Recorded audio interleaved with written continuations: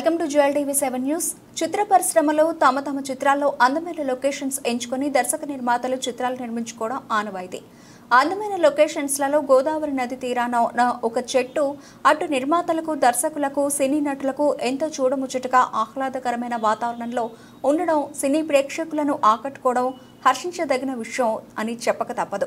150 సంవత్సరాల ఈ వృక్షం ఆంధ్రప్రదేశ్లోని రాజమహేంద్రవరం కొవ్వూరు పట్టణ సమీపంలో గల కుమారదేవంలో గోదావరి నది తీర ప్రాంతంలో ఉన్న ఈ చెట్టు వృక్షం చిత్ర నిర్మాత, దర్శకులకు ఎంతో కలిసి వస్తుంది. ఈ ప్రాంతంలో సినిమాలో సింహభాగం ఈ ప్రాంతంలో చిత్రం నిర్మాణానికి కొనసాగడం కొసమెరుపు.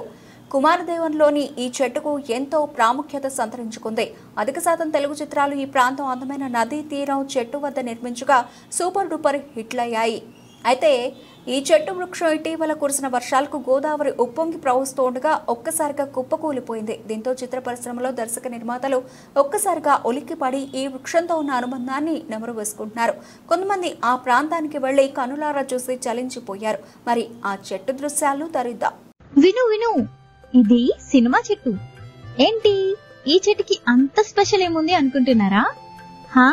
ఉంది మరి. మన గోదావరమ్మ ఒడ్డున ఉంది ఈ చెట్టు.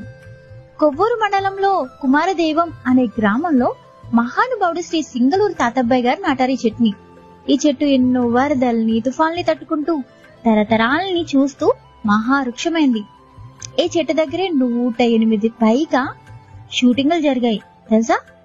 అదేనండి, బొబ్బిల్ రాజా, దేవత, పాడి పంటలు, వృక్షవృక్షం, ఇలా ఒకటా రెండా చాలా ఉన్నాయి. ఈ చెట్టు కింద ఒక్క షాట్ తీస్తే చాలు ఈ సినిమా సూపర్ హిట్ అన్న సెంటిమెంట్ కూడా ఉంది మన వాళ్ళకి.